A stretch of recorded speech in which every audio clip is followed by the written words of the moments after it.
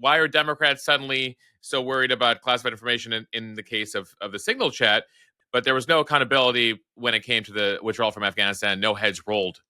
Well, let me say two things about that. Number one, when classified information was found in Joe Biden's garage, I was pretty pissed off about it, right? And I am not a wholly owned subsidiary of the Democratic president. So I actually articulated that. I said, it's not okay. It's not okay in Trump's garage. It's not okay in Biden's garage, okay? And that's what we need to do.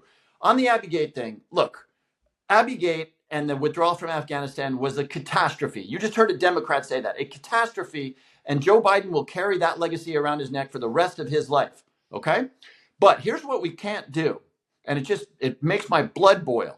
What Pete Hegseth and Waltz did, putting pilots at risk, well, that's not so bad because Abbey Gate, right? That is whataboutism. And the problem with that is if you take it to its logical conclusion, ho, everything is fine. You can break the laws because the Democrats do it. By the way, I got my ass handed to me for voting to censure Al Green. And I shouldn't be bringing this up, but you know why I did that? Because I wanted to demonstrate, and I pissed off all kinds of people. But right. So just to back up here for the audience, Al Green was the member who stood up with his cane, got kicked out of the president's joint session speech. You were one of 10 Democrats that voted with Republicans to censure him.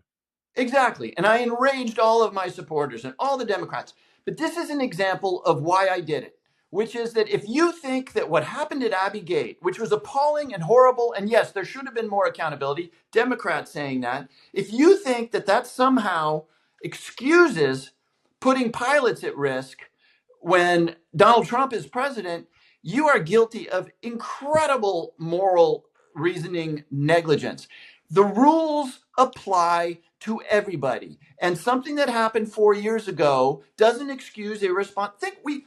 We don't accept that excuse from 4-year-old toddlers. I'm a parent. If my 4-year-old toddler comes in after pushing her sister down the stairs and says, she did it to me last week, do we say, oh, yes, darling, that's right. It happened last week. It's okay. No, we don't. We say, we're going to retain some discernment here.